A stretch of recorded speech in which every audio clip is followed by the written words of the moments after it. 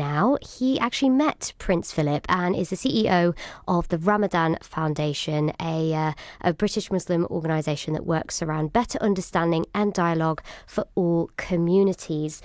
Good evening, Mr. Shafiq. So, first of all, what was your reaction to the news on Friday? I think obviously he had lived a very fulfilling and long life, but when a moment comes for Her Majesty the Queen and members of the royal family, it's always very, very sad. And he represents a generation that served in World War II with distinction. And it's a real moment of sadness, as I said, for the royal family. But it's also an opportunity to reflect on his contribution to our society and the wider Commonwealth. And to give thanks for his life and his contribution. What was his contribution when it came to the Commonwealth?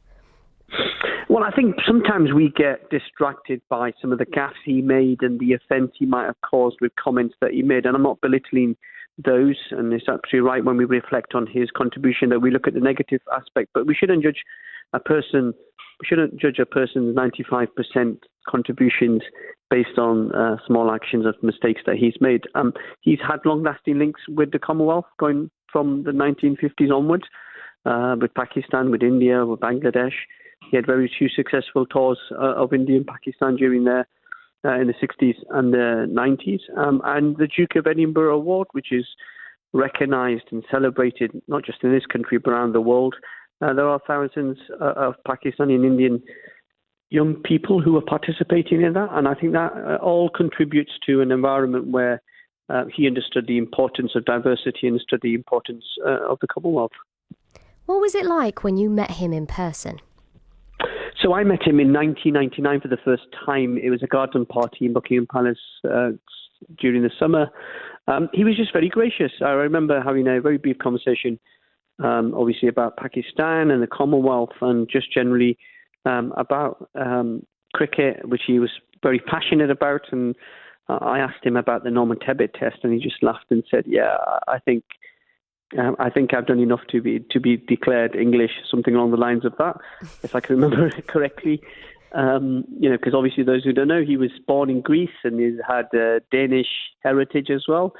And so, yeah, we had a laugh and a joke. He was very gracious and very respectful. But again, you're always conscious, I don't know about you, Hunter, but when you talk to somebody from that generation, somebody who served in World War II, fought against fascism, you're pretty much in awe of them and their contribution. And that's why it's just so sad that Her Majesty is obviously going to be on her own now.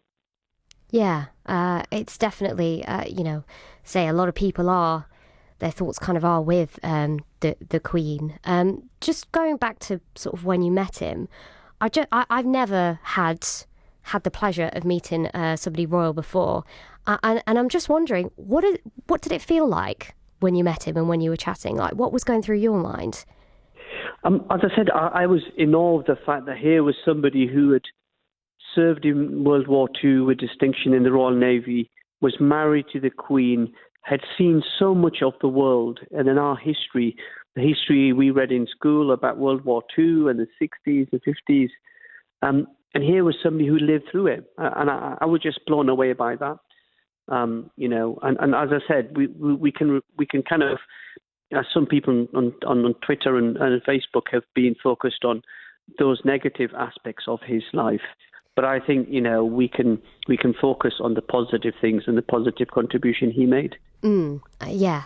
Okay, so what's your message and that of the foundation to the Queen and the royal family at this time? Well, we've obviously written to Her Majesty and offer our deepest sympathies and condolences. It's a sad moment. And obviously, Prince Philip was by her side for 73 years. Wouldn't we all love to be with our partners for that long and to be dutiful to her as he promised on his coronation day? And obviously the whole country is standing with the Queen during this difficult time. Mohammed, thanks for your time this evening. That is Mohammed Shafiq, who is the